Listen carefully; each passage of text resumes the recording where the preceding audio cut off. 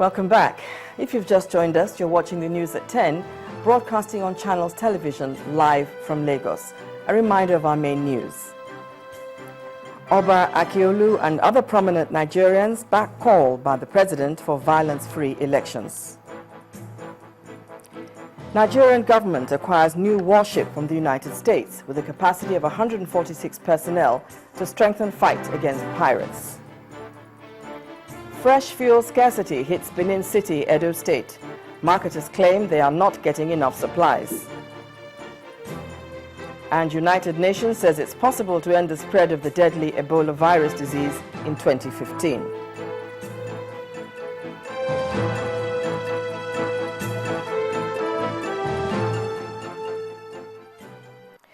Well, all our top stories can be found on our website, channelstv.com, and on youtube.com/channelsweb. Visit m.channelstv.com to view us live on your mobile device. You can also download the Channels TV app for Android, iOS, and Windows phones from their respective stores. We urge you to please interact with the Channels Eyewitness feature on the Android, iOS, and Windows 8 platforms. If you have pictures or videos to share with us, tap the application on your device, swipe to reveal the Eyewitness menu, and follow the instructions.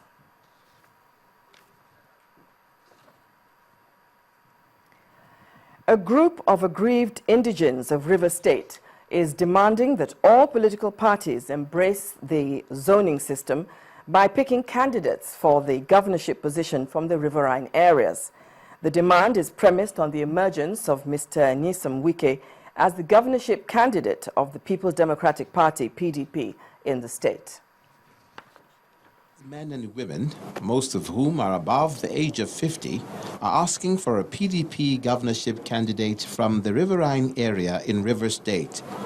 They are pained by the emergence of the PDP governorship candidate who is from an area outside of theirs, contrary to their expectation. They claim their interest is not political, rather for the good of the people whom they represent. The chairman of the group, Chief Albert Horsfall, says it is injustice.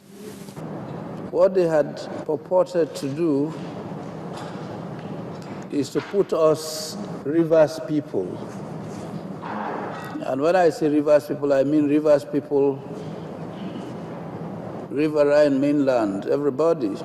Put us back into slavery, into a system where just a few ambitious people will come up and declare themselves governor, anything, meaning that we as a people do not have a voice in our affairs.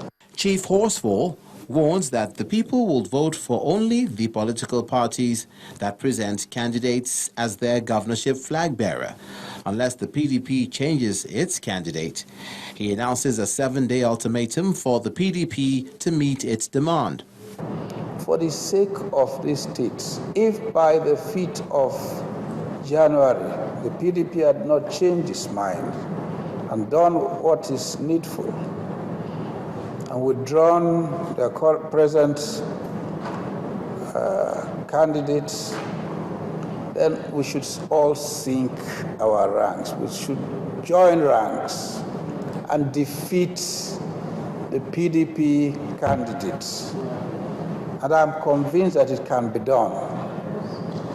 With the 2015 elections just around the corner, it may do a lot of good if the interests and grievances, as expressed by this group, are treated in a timely fashion.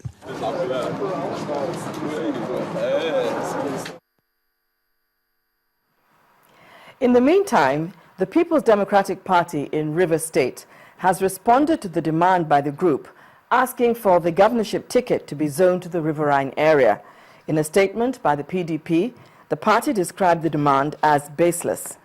The statement reads in part, quote, "The River State chapter of the People's Democratic Party says any opinion or view demanding that its governorship candidate for the 2015 election, Chief Nyesom Wike, to step down as the party's governorship candidate amounts to daydreaming.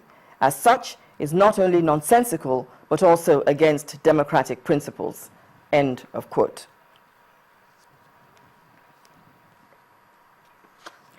Well, 2015 appears to be moving on a positive lane for the country as the Chief of Naval Staff, Vice Admiral Usman Jibrin, today unveiled the warship acquired by the federal government to fight maritime crimes.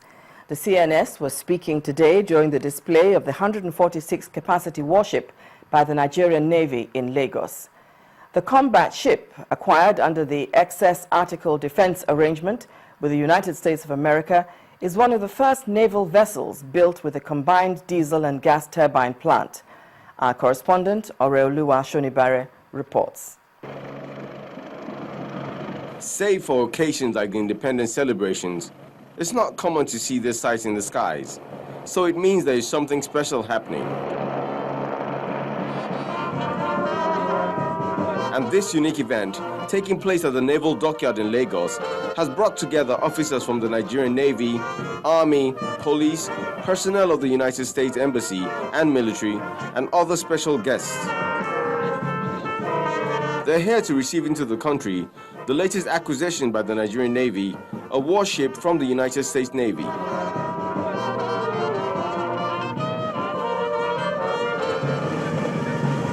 The excitement is very much in the air as this gunboat display shows.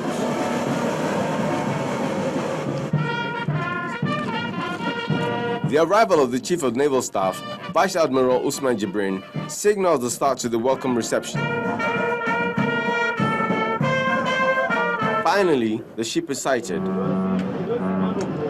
being guided to port by a smaller patrol boat. After 5 weeks at sea, with 3 stops in Trinidad and Tobago, Senegal and Ghana, the NNS Okpabana, an Igala word for thunder, finally berths.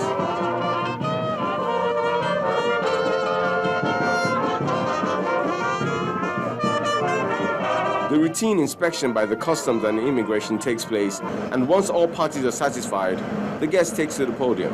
The arrival of this new ship to Lagos and the Western Naval Command as the first port of call in Nigeria is no accident or fate. The Western Naval Command being the cradle of the Nigerian Navy. And also the event is a good omen for the command in particular and the Nigerian Navy in general, coming at the very beginning of the year 2015. The United States is very, very pleased to see the expanding capabilities of this great Navy with the arrival of this second high-endurance cutter.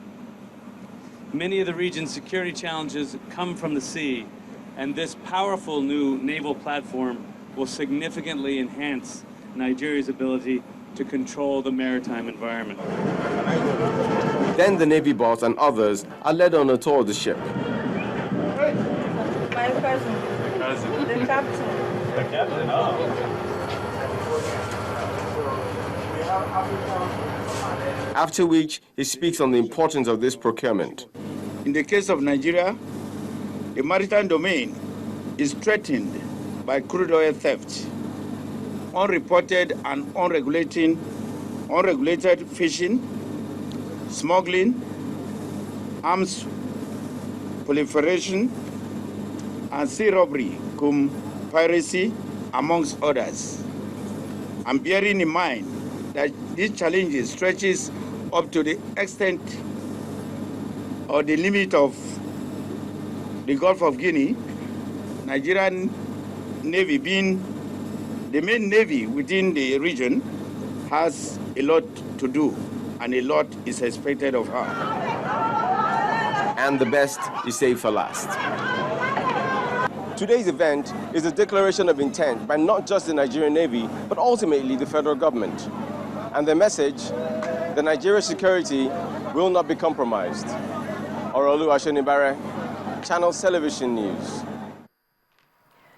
Concerned players in the petroleum sector in Edo State are appealing to the federal government to resolve the pitfalls associated with the purchase of petrol in Edo State, which they blame for the scarcity that has rocked the state in the past 2 weeks. One of those who spoke to Channels Television, the chairman of the Independent Marketers Association of Nigeria, Sunday Ihoria, said the absence of the product at the Benin depot and the high cost of purchasing the product from outside is crippling the state's economy. Queues emerged at petrol stations in Benin City last week with no concrete explanation for the sudden scarcity of the product. Attempts to find out the reason behind the scarcity were met with accusations, counter-accusations, and sometimes even speculations by the various groups involved. It's from the federal government. If there's availability of product, you will not see scarcity. Most of the OPEC members are reduced their pump price. So marketers know what they are. We are afraid probably the federal government, they follow suit. So they were trying to be a little bit scared about whether to get the fuel. If the federal government will now announce it will run at loss. Two issues, however, stood out. First, the Benin depot had not been supplying the product to marketers, and the marketers, when they do find the product, eventually buy at a rate higher than the control price set by the federal government. A visit to the Benin depot of the NNPC showed that despite the rehabilitation of the depot early in 2014, fuel is not being pumped to the depot. The reason for this, they say, is that the refinery is not refining enough to pump to the Benin depot. Thus, the depot currently acts as the clearing ground for products brought in from outside the state. Then worry, now they pump Benin. But worry doesn't have product to pump Benin. They say that they are working on their machine. Once they refine, they will pump us. But they say they never refine products. So hence they never refine product. They don't have anything to pump us. An official who spoke off camera assured consumers that there is enough products to service the state. However, the pertinent issue of pricing remains, as the marketers claim that even government-owned depots do not sell at a controlled price. Like Warana, they are selling maybe 93 naira, 94 naira. And not be everybody, they feel go buy that car at exorbitant price. And so when they buy, at the end of the day, maybe because of the tax or whatever, most of them don't like to go there to go and buy because they don't want to sell above pump price.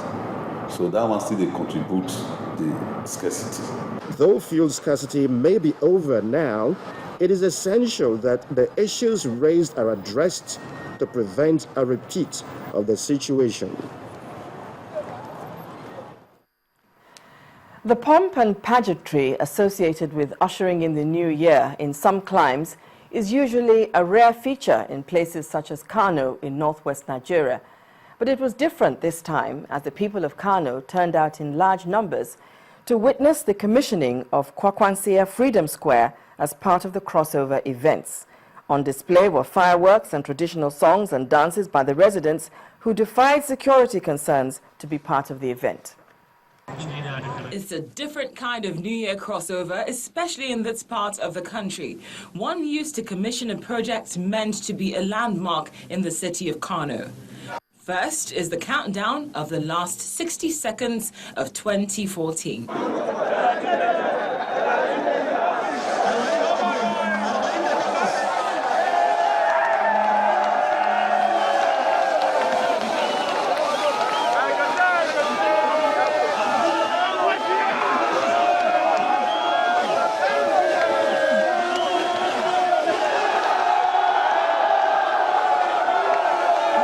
Then followed by the celebrations.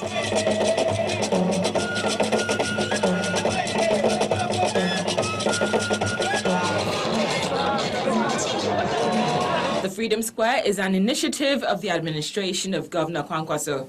The facility has in it the Kano Ceremonial Tower, a sports secondary school, and sections for sporting events. The Kano State Governor, who was joined by hundreds of Kano residents at the ceremony, says Kwankwasia Freedom Square and the tower represent the symbol of Kano State and its people. This park is designed with all its facilities to serve as a multipurpose venue for the people of Kano State. Various events will come up in the state, and this park shall host them all. It's a memorable way to end the year 2014. This land on which the Freedom Square is built was initially allocated to some high-profile indigents of the state, but on coming to office in 2011, Governor Kwankwaso revoked the allocations and turned the property to a square for the people. When the news at 10 returns, we'll be reviewing activities on the entertainment industry in 2014. Please join us again.